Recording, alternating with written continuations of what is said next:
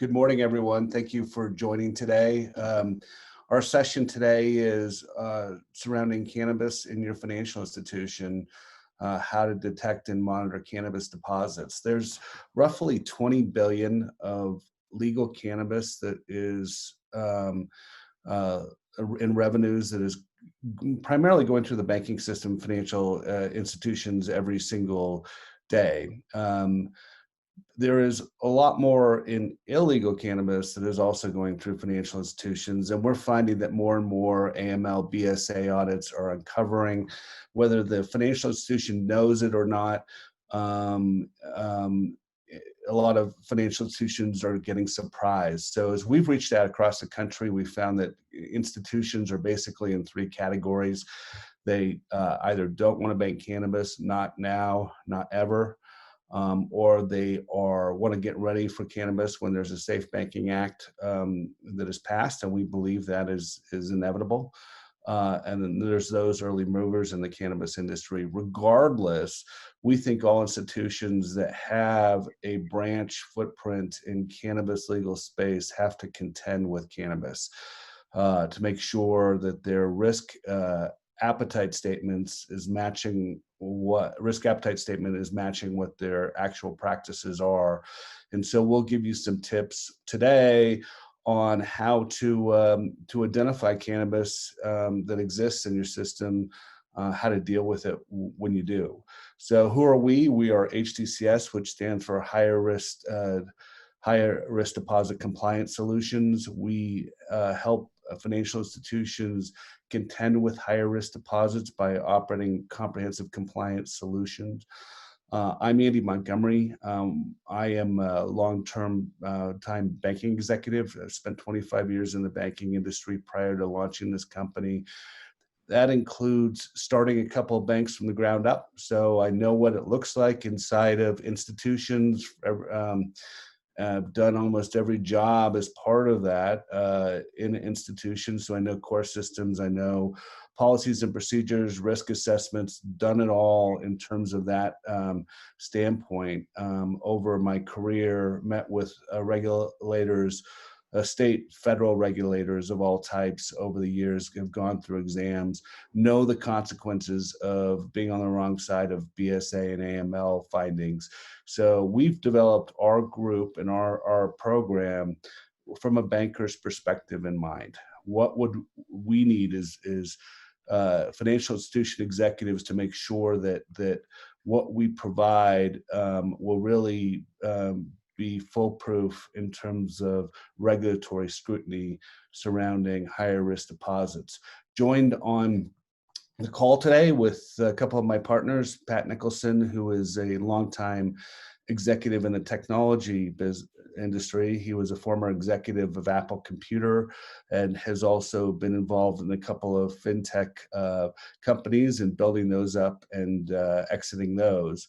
Becky Poster's also on the call. She's a long-term banking executive. She's done a little bit of it all in the banking industry. She's become a subject matter expert on cannabis, policy expert on cannabis. Some of you may follow her videos on LinkedIn. If you don't, I suggest you do, because there's always good tidbits of what's going on in the cannabis industry from a legal and compliance standpoint.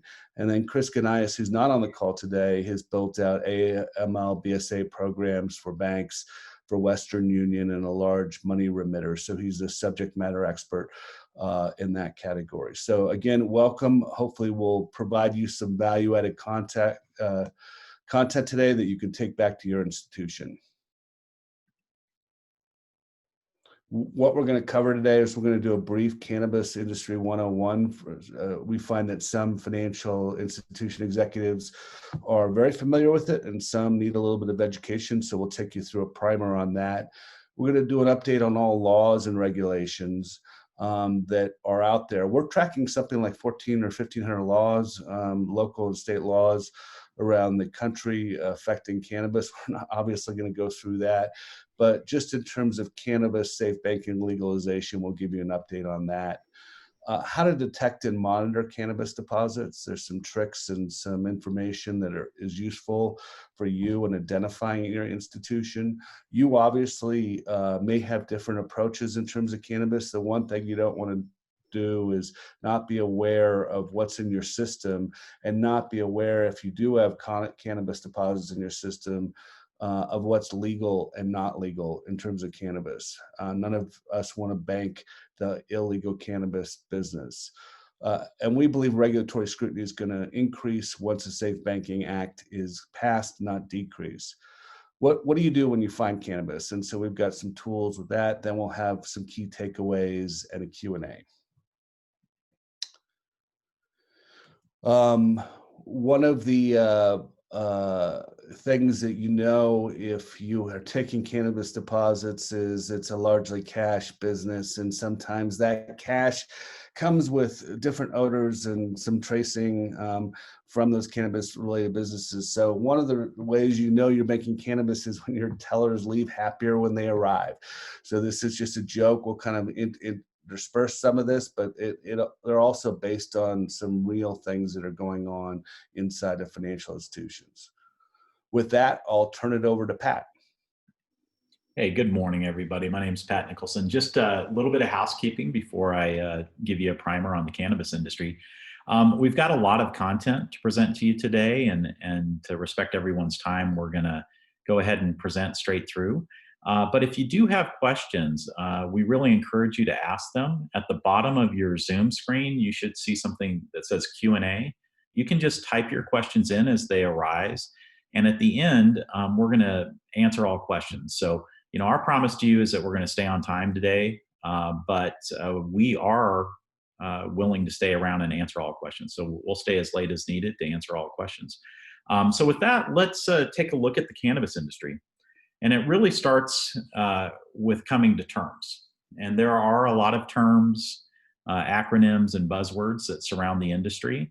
And, over time, a lot of these things you can learn. But what's most important to know up front is that cannabis is the genus of plant that comes in two forms. So the first form is hemp, and that is defined as a cannabis plant that has a concentration of less than 0.3% THC.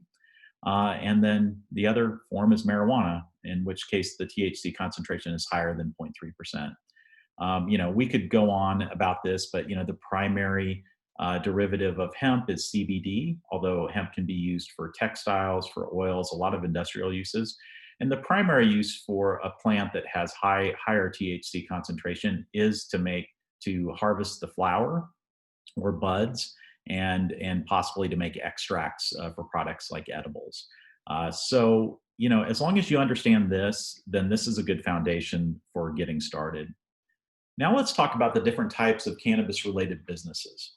And most of us are familiar with the idea that there are dispensaries or stores where you can, if you live in a state where only medical is available, you may need a card to enter and purchase, or if it's recreational, anyone of age can. But there's actually a full supply chain to the cannabis industry. And it starts over on the left here with producers. So these are the people that grow or cultivate the actual plants, right? So these are farming operations. Sometimes they're indoors, sometimes they're outdoors. In the middle, you have processors. So these are the companies that will take the plant material. They'll extract things like CBD and THC, and they'll manufacture products that eventually go into the retail storefront and are sold to consumers. And in between these types of businesses, there's a lot of connective tissue. So, when producers send their plants to the processor, they need to use transportation, they have to have security, and they typically send the plant through a lab, their plant harvest for a sampling of it through a lab to be tested before it goes to the processor. And then the processor has to transport, have security, and they actually have to test their products before they go into distribution at dispensaries, right? So there's a lot of different types of businesses that are all connected by one factor, that in some way, shape, or form, they touch the plant or the byproduct of the plant. And by the existing laws and regulations, they're therefore considered a tier 1 cannabis-related business. But there are two other tiers. There are some businesses that never touch the plant or the byproduct of the plant, but their primary business model and primary clientele are the tier 1 cannabis businesses.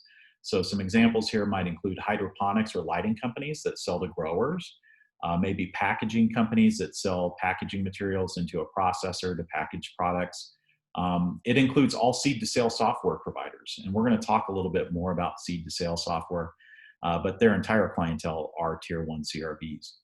And then there's tier 3. So tier 3 is really a long list. So this is anybody that does business with a tier 1 CRB. It doesn't mean that their primary revenue stream or primary clientele, they just have some customers that are tier 1 cannabis businesses. So lawyers, accountants, payroll services, property owners, food delivery, the list goes on, right? But they all in some way participate in the transactions from the industry. Now, a really important thing to understand about the tier 1 cannabis related businesses is that they already live in a culture of compliance. They go through a rigorous vetting process before they can become licensed. And as part of their license, they have a lot of regulations they have to adhere to around zoning, security, training, transportation, sales limits. And on the product side, there's a lot of regulation that's akin to like FDA regulation, where they have to do testing of either the plants or the products. There's a lot of regulations that apply to labeling on packaging, and those regulations don't just come from the state, they also come at the municipal level. So that can become pretty complex. And then I mentioned seed to sale software. I think a really important thing to understand as we talk about cannabis in the context of banking is that any licensed cannabis, tier 1 cannabis business has to use a seed to sale system. It's a requirement of their licensing. And so what seed to sale does is it tracks the whole supply chain from seed through production, through processing, through products, through to in sale to a user and those receipts. So for banking, it already provides an audit trail for the money, right? It also provides an audit trail to say that, these cannabis businesses are only doing legal business. And the existing customer base for seed to sale, or a primary customer of it, are state and municipal regulators. And the reason they use it is because they want to collect the taxes, right? But as bankers, we can use that same system to understand the flow of money. Now let's talk about where marijuana is available for sale in the US. And this surprises a lot of people. I mean, some people are up to speed on it, but it's legal in 33 states now. 22 of those states have legalized medical marijuana sales, and 11 states have legalized both medical and recreational, which is also called adult use. And we're at this point where we've already kind of crossed the Rubicon in terms of cultural acceptance and just sheer demographics. Pew Research has done a study within the last year that found that 2/3 of American voters support legalizing adult use in their state.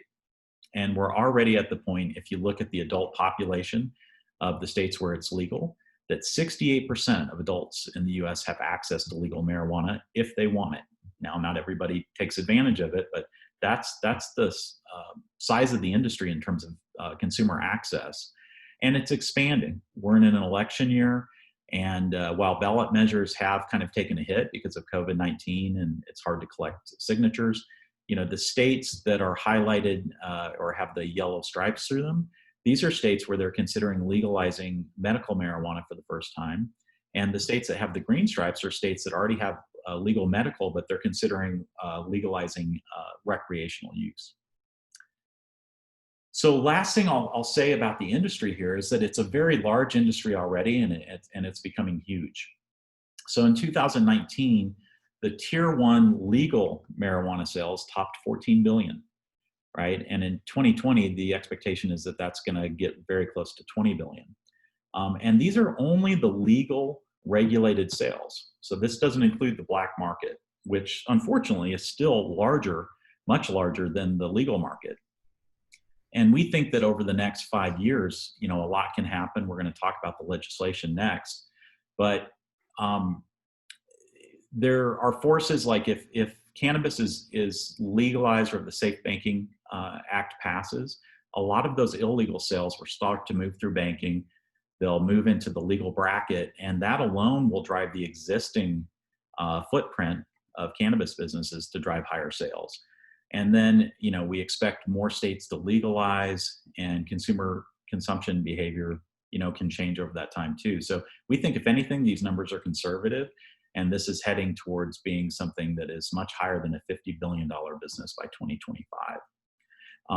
So with that, we'll share another one of our funnies here. You know you are banking cannabis when your cash counters smell like a certain area of town. And if we were live, I'd ask for a show of hands, like, has anyone ever been to Haight-Ashbury in San Francisco? If you have, you know that there's a certain smell that kind of accompanies it. And the funny thing that we'll probably mention a few times here today, but a lot of times the cash that comes in from cannabis-related businesses will smell like marijuana, right? It's not just a joke. In any event, let's go on and we'll talk about the laws and regulations, particularly as they pertain to cannabis banking. So it's a fluid legal landscape. We've already shared that there's 33 different states, and each state has its own laws.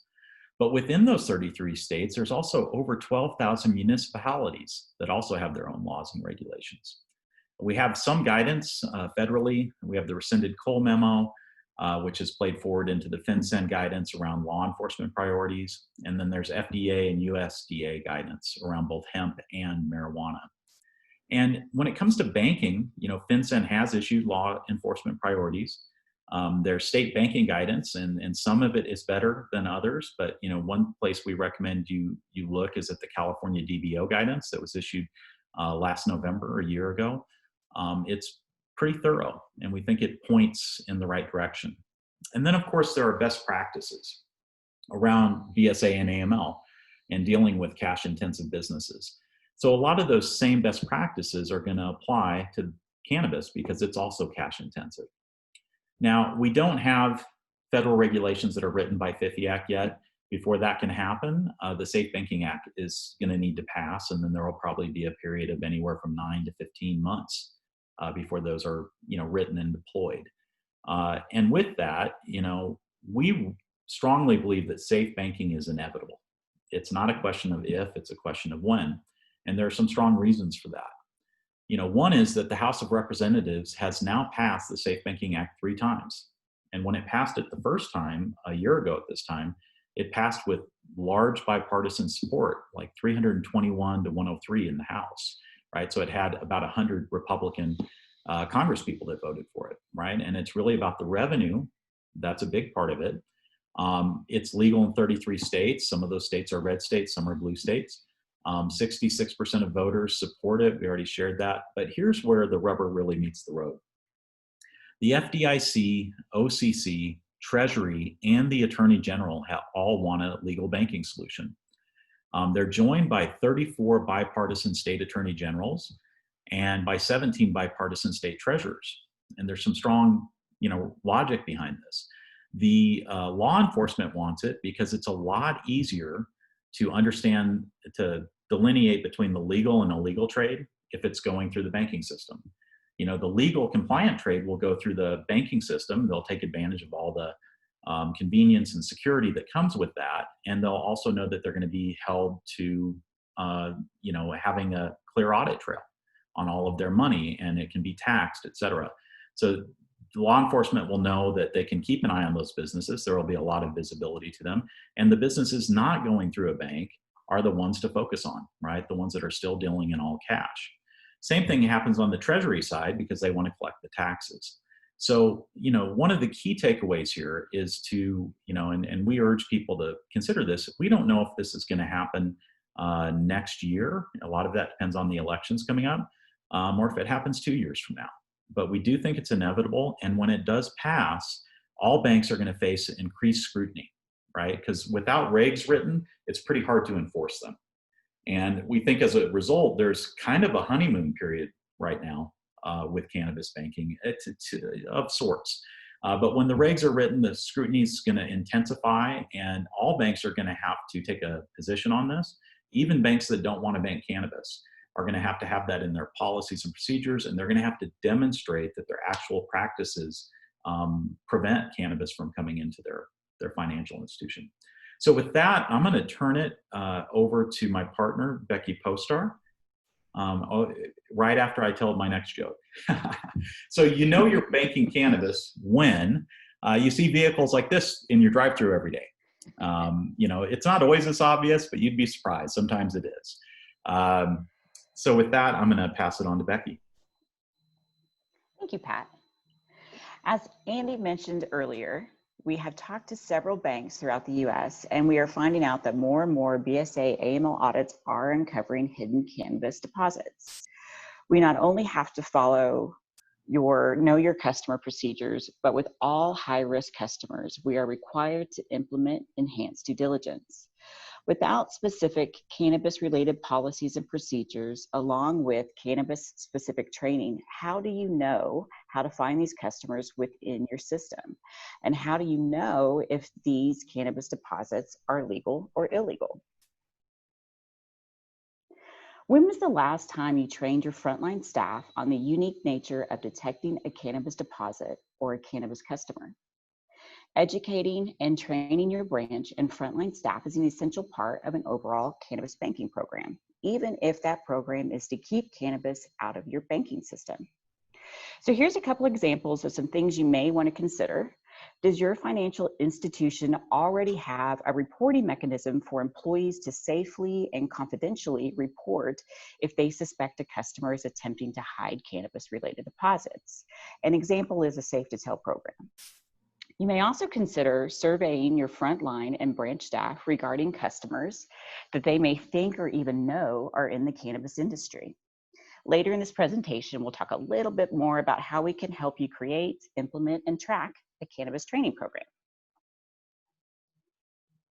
As I mentioned earlier, knowing your customer through enhanced due diligence is an essential piece of a successful cannabis banking program, especially if your program is to prevent banking cannabis.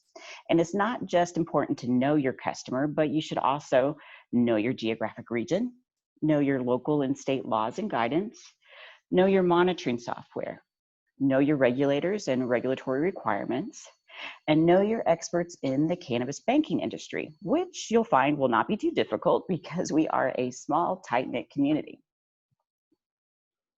So let's start with how to identify a cannabis customer through your frontline staff.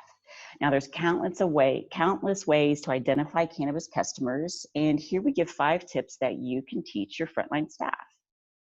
Does the business name include cannabis terminology? Some of the more common subtle examples are words like alternative, leaf, harvest, green, and then the more obvious ones like CBD, hemp, or canna.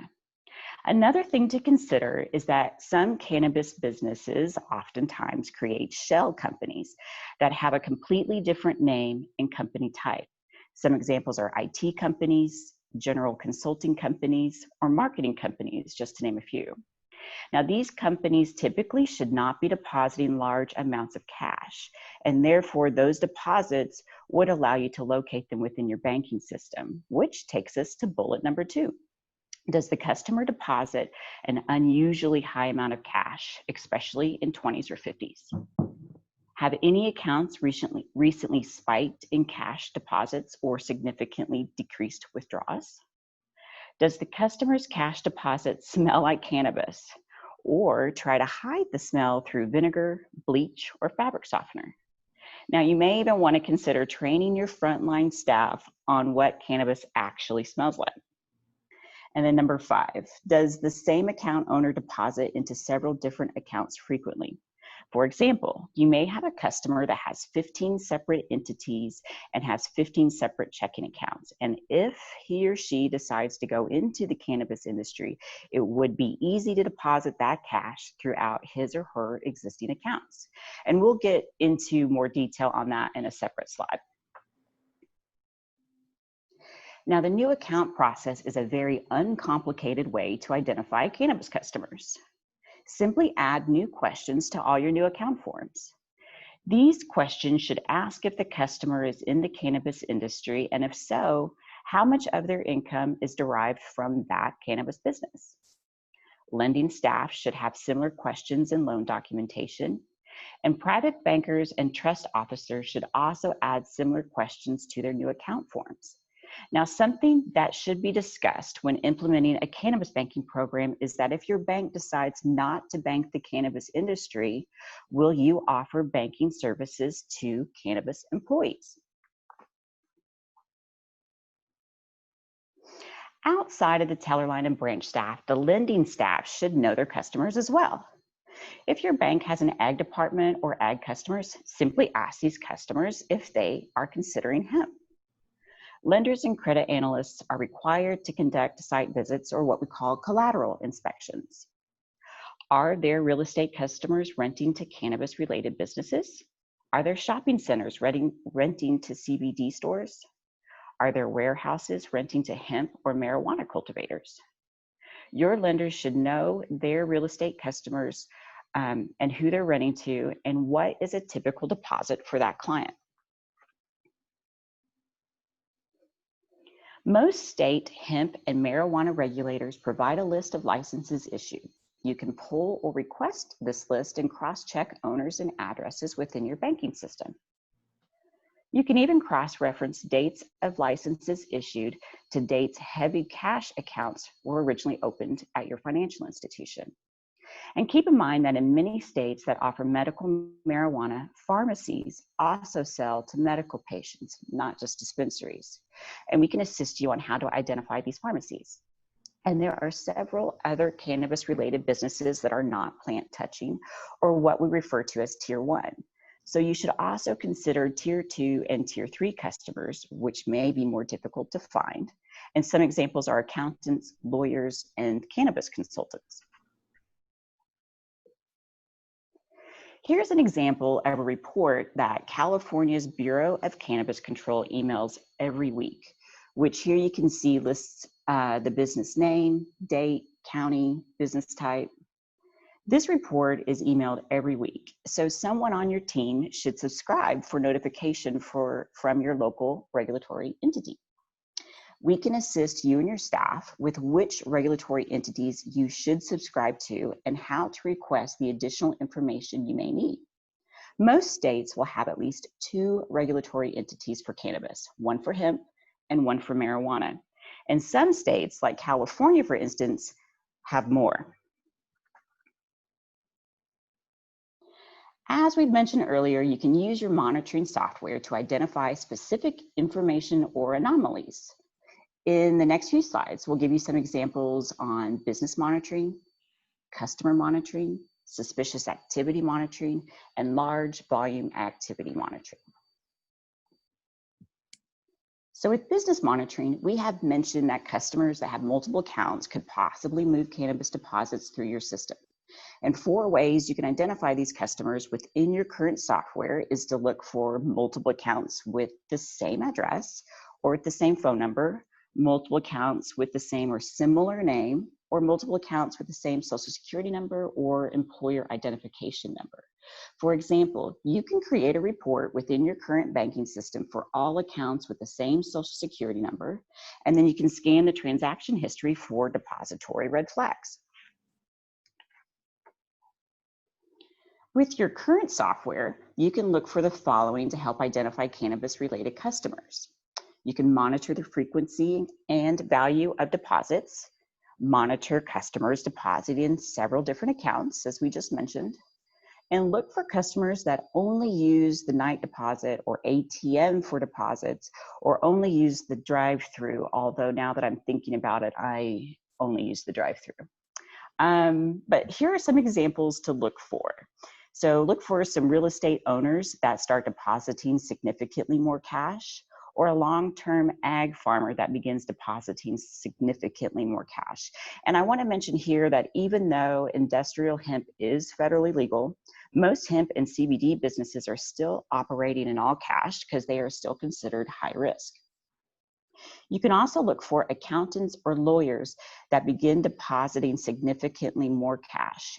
And what makes it a bit easier is if any of these customer accounts you locate include the words green, CBD, leaf, or canna. Your suspicious activity or SARS monitoring is a great place to reference, which will have been more than likely originally identified by your frontline staff. Have there been any SARS filed for high frequency, low volume deposits? Possible structuring? Many people depositing into one account, many deposits but little to no withdrawals, or identifying unusual spikes in deposits or withdrawals. Train your frontline and branch staff to not hesitate to fill out a SARS on any of these 5 activities. because your BSA officer might be able to find similarities within the SARs filed at different branches throughout your financial institution's footprint. Meaning, if your institution has a lot of branches, a customer could be depositing cannabis cash at different locations while looking a little less suspicious, but this person could be easily discovered by your BSA officer through comparing SARS reports. And I believe we have a lot of BSA officers on the call today, so you probably have a good understanding of how this would work. And the same here for CTR reporting. This is another great place you could identify these high-risk customers. And just like the SARS, these are typically originally identified by your branch and frontline staff. And your BSA officer, again, can use these to find similarities throughout your financial institution's footprint.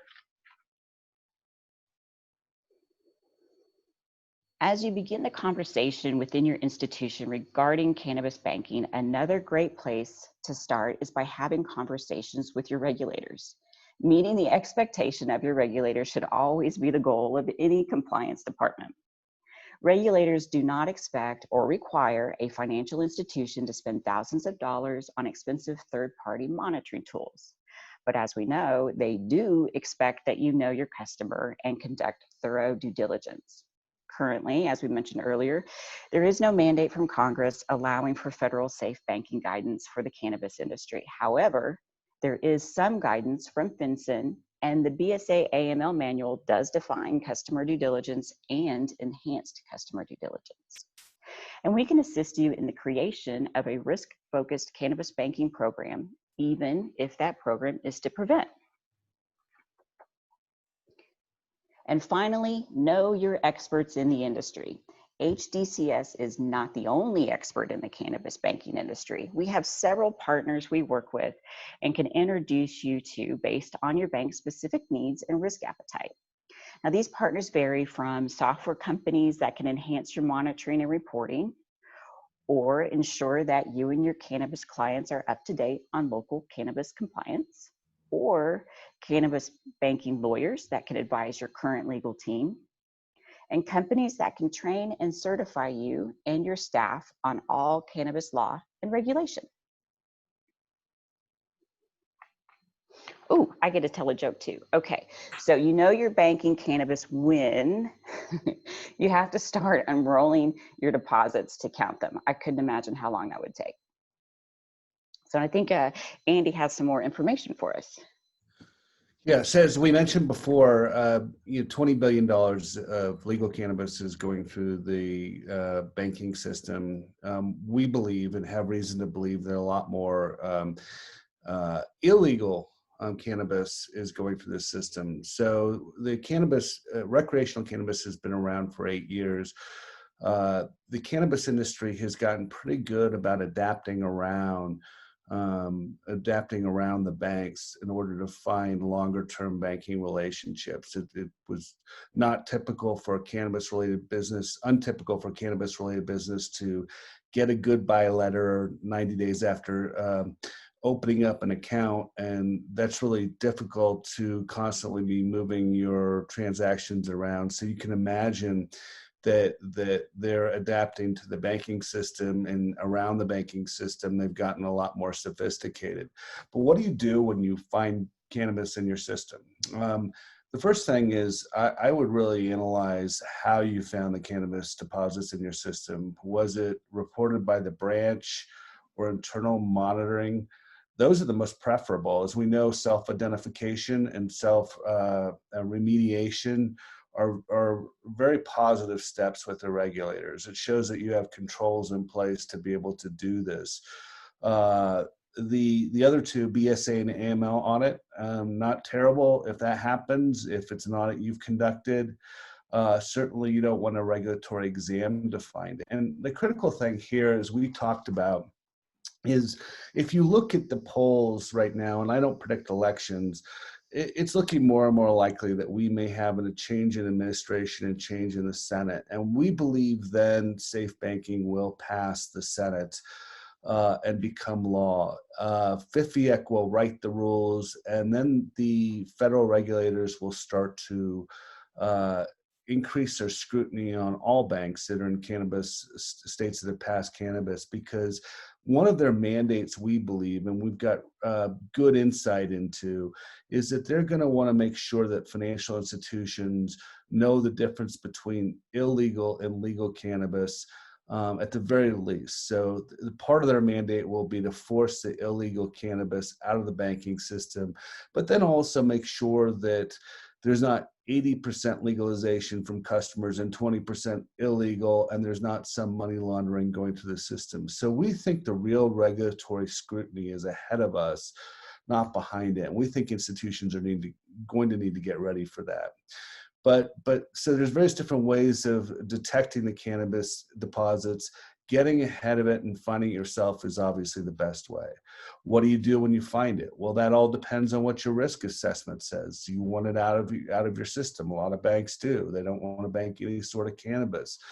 So that notification of the BSA executive management team as to how you found it and the remediation steps you took to make sure it doesn't enter the system again is critical. That goodbye letter, account closure letter, you need to determine how long you're going to give the business to relocate. Typically, we see it's 90 days. It all depends on what the relationship is and how strong the relationship is, but have a policy that's consistent. You have to file the marijuana termination SARS. That's a good thing, not a bad thing, because it shows the regulators that you are decisioning these appropriately and taking the right action. And again, document everything and leave copious notes for the regulators. We know that copious record of how we make decisions and how we institute the controls in our institution make the difference between a good exam and one that can result in some findings. So if you keep the account, then the onus on the institution becomes a lot more. Obviously, you're going to want to have insight from the BSA officer and executive management team, what the next steps are. At that point, you are going to need to make sure that you have appropriate due diligence on that cannabis-related business to verify they are licensed, legal, and compliant with state and local laws. You do not want illegal, unlicensed cannabis inside of your institution. That's going to result in findings at some point, especially when regulatory scrutiny increases. You need to update your policies and procedures, your risk management program, your risk appetite to accommodate for the controls of having cannabis in your system. So everything is relevant to how you're going to be dealing with this highest risk of depositors out there. Obviously, you need to comply with the SARS CTR per the FinCEN guidelines. That's the low-hanging fruit where you will get a regulatory finding if you aren't doing that according to what those guidelines ask for. You need to have some monitoring mechanisms of the deposits and the activities of the CRB to verify they remain legal and compliant. This is critical. You need to then at that point have some mechanism that verifies their deposits against their seed to sale or metric programs to make sure there are no anomalies. We do find that some cannabis businesses, perhaps more than we know, maybe 90% legal, but still have 10% of their product goes out the back door, it can't be explained to you. That's going to be problematic as we go forward. Again, we talked about documenting everything you do and leaving copious notes for the regulators. This is all manageable. There are financial institutions, several financial institutions that are doing this the right way every single day. But we really would advise you against doing it from an ad hoc way in your institution. We think that's likely to come back to bite you. You need to have an intentional program to bank cannabis to make sure you've got all the safeguards in place, not only for today, but for tomorrow, as laws and regulations get added and changed. And as I said, we're following something like 1,400 to 1,500 laws around the country. There are 33 state laws that apply to cannabis. There are thousands of local laws that apply to cannabis that are constantly changing. That's a lot for your institution to keep up on. So you probably need some outside support and outside resources, or develop that subject matter expertise inside of your institution to stay on top of it. So, when we say building a cannabis banking program, it starts with that foundation, evaluating your BSA and AML program. If you've got findings there that are significant, address those findings before you really take on any cannabis. You don't want inherent weaknesses in there becoming really problematic and the focus of regulatory scrutiny. We all know that BSA and AML findings are difficult, significant ones are difficult to get out of for an institution. They can cripple your institution for years to come. It is not an area where you want to fail. We talked about updating the policies and procedures. We tell the institutions we work with, you start with a thorough risk assessment also, because that helps you identify the resource requirements you're going to need and how to put together a plan that is going to be scalable and adaptable to future laws and regulations. Part of that is maintaining subject matter expertise, whether you're going to outsource it or insource it, whether you're going to use specific technology. About half the institutions we see are employing specific technology and half are not. As you get scale up a program, the more and more you're going to need a technology. Otherwise, manpower hours you can eat manpower hours alive. So you need to have some thoughtful approach as to what you want the program to be.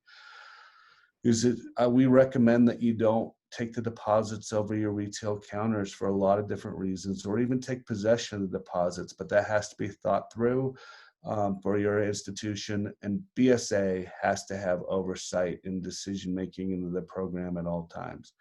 If you rely on the liquidity that you build up as a cannabis plan, you need to have a contingency plan in case you ever have to exit that business.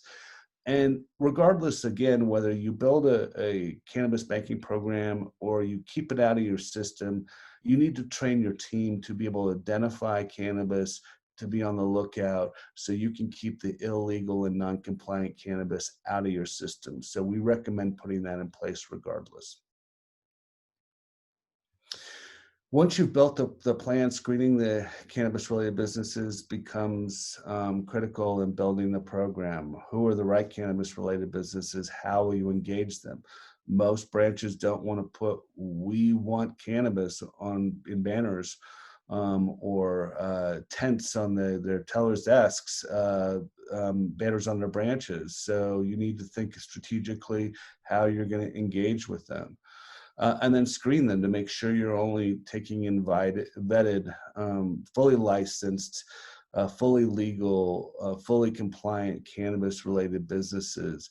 That vetting includes enhanced due diligence, includes background checks on the operators and the owners, a determination of all the beneficial owners. None of us wants to be inadvertently banking El Chapo.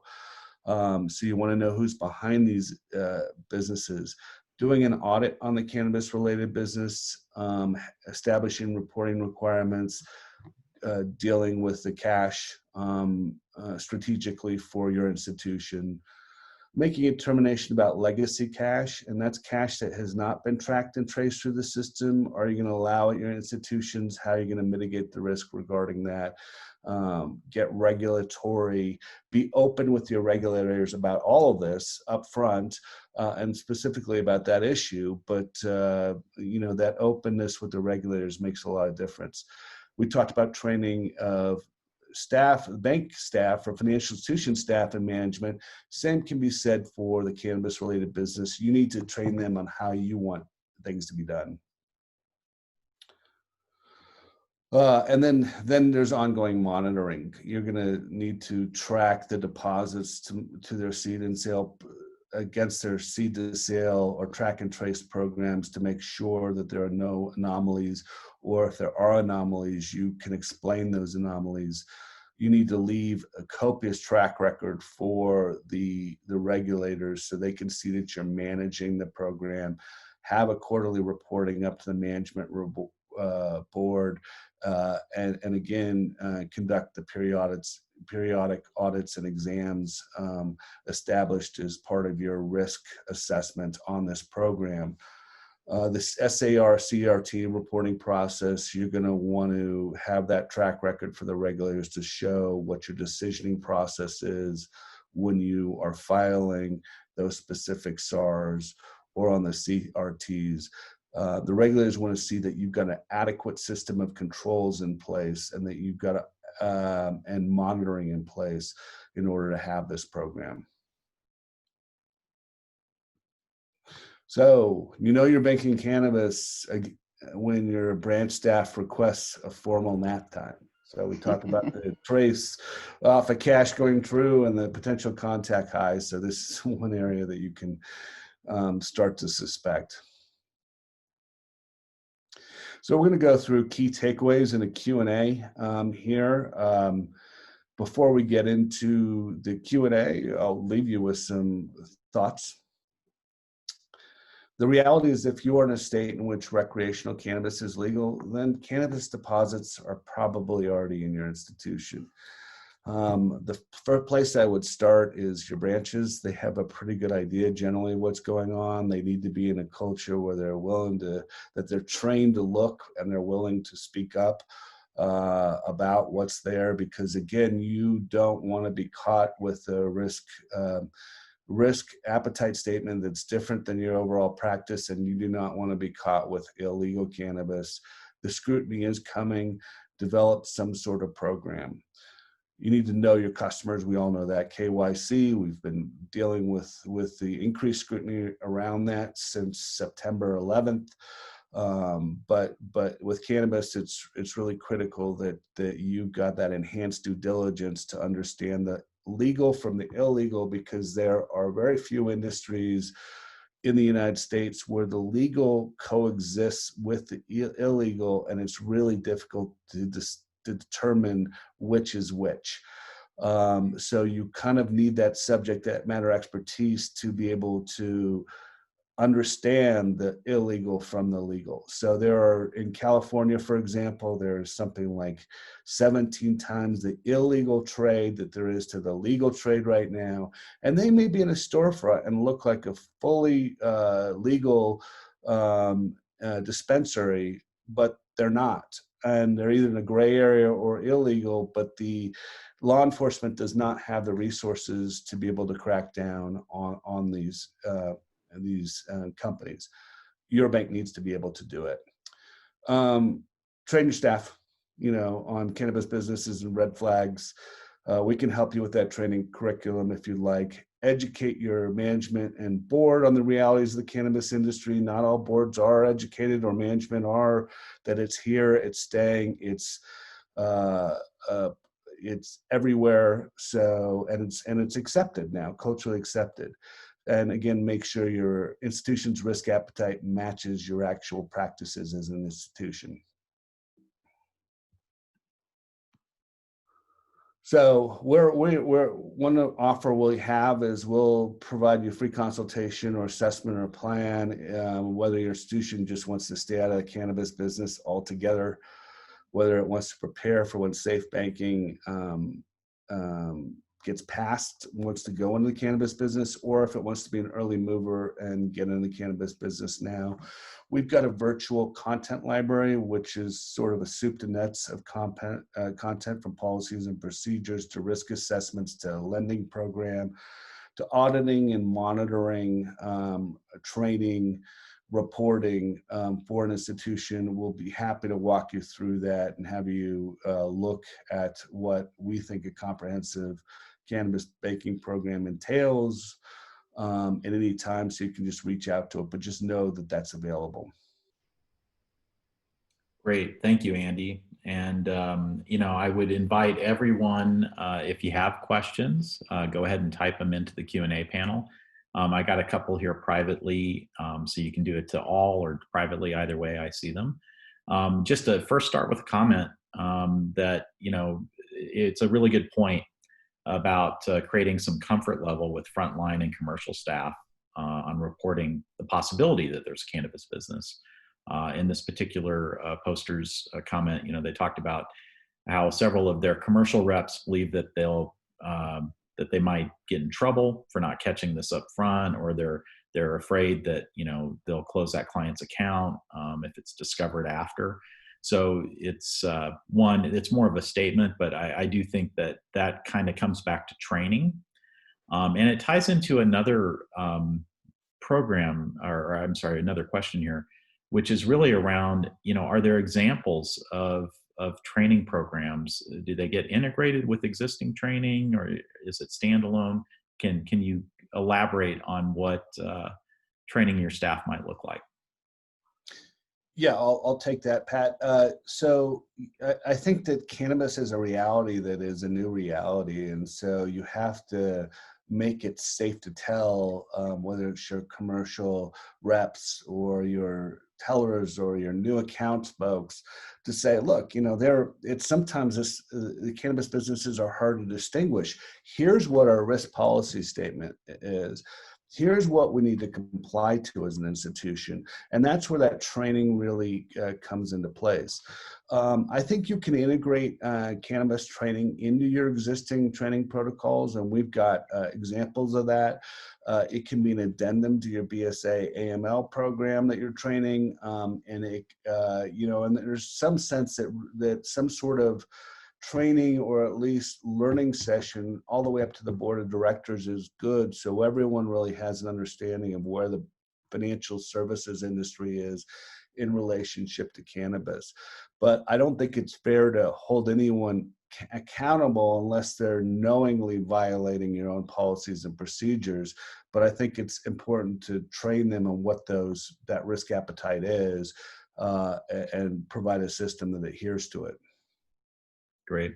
We've got another question here that during the presentation, you mentioned that there are several banks that do have comprehensive programs.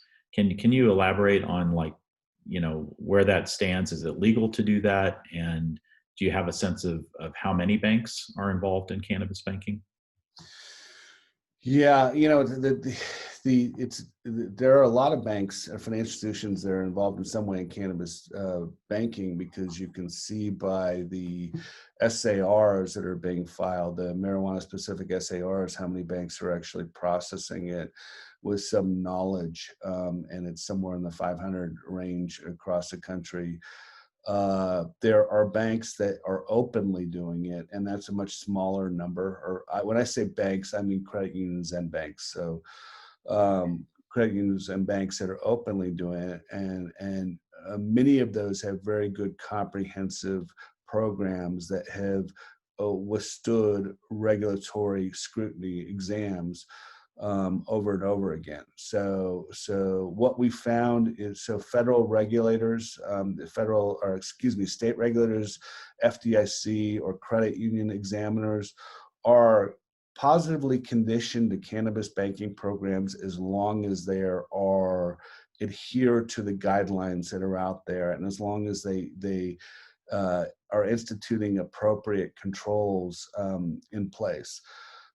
Federal regulators have been largely mum on it because they don't have a mandate for enforcement. However, Jelena McWilliams, the chairwoman of the FDIC, has said in all of her recent speeches that her member institutions should be fine in banking cannabis as long as they adhere to the guidance out there, meaning the FinCEN guidance, the rescinded Cole memo, and any state guidance that applies to cannabis. And some states have better guidance for institutions than others.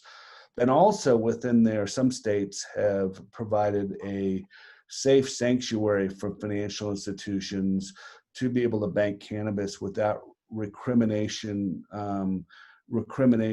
Now, I'm not a big believer in that, because ultimately it's the federal regulators that we all adhere to. But it is all the signals are go, and so we see institutions that get examined all the time by their regulators and have for years on cannabis banking programs. We just have not had the federal regulatory apparatus yet, and that's coming. Yeah. And Andy, I'm just going to elaborate on two points that we've made throughout the presentation that line up to this. One is, as Andy said, like FinCEN publishes a report each quarter on the number of financial institutions issuing marijuana-specific SARs. And it's like 500 FDIC institutions, and there are about almost 150 credit unions, right, that are processing the SARs. But the big point here and big takeaway is that there's almost 20 billion of legal sales. We know that there's tens of billions of dollars in the illegal, and it's in the banking system, right? So it's already in there. It's just a question of like who's controlling it and filing appropriately versus who's not. So we think that it's in many banks, and but that gives you a scope of the banks that are kind of active and at some level on top of it. And those numbers are increasing year over year. And the other thing that's increasing year over year, and we just find this anecdotally, there's not reporting on this, but we're hearing more and more about AML, BSA audits that are kind of catching people unaware, or catching bankers unaware. And we think that the regulatory scrutiny at the federal levels is going to follow on that. But it is always best, as Andy said before, to find it yourself. And we can help with that. We always start out, talking with people about their risk appetites and objectives. It's free. We don't hold a lot back. Of course, if there's an ongoing relationship, we always welcome that. But it's got to make sense. And we try to add a lot of value before you get to that decision point. Okay, and that looks like all of the questions we've received. Andy or Becky, any closing thoughts or comments? No, we appreciate all of you attending, and we know it's a challenging time for everybody and their institutions. So thanks for joining us this morning. Yeah, and feel free to reach out to me either through email or through LinkedIn if you have any ongoing discussions you'd like to have. We would love to just to visit. I can talk about cannabis all day long. Yeah, definitely. Here's our contact information. If you want to grab that here, we will send a follow-up to everyone just to make it easier. And don't hesitate. Our mission is to help bankers and executives and compliance professionals make informed decisions about this. And so we always start there, and we'd be happy to help you. So thanks, everybody. Have a great day. Thank you.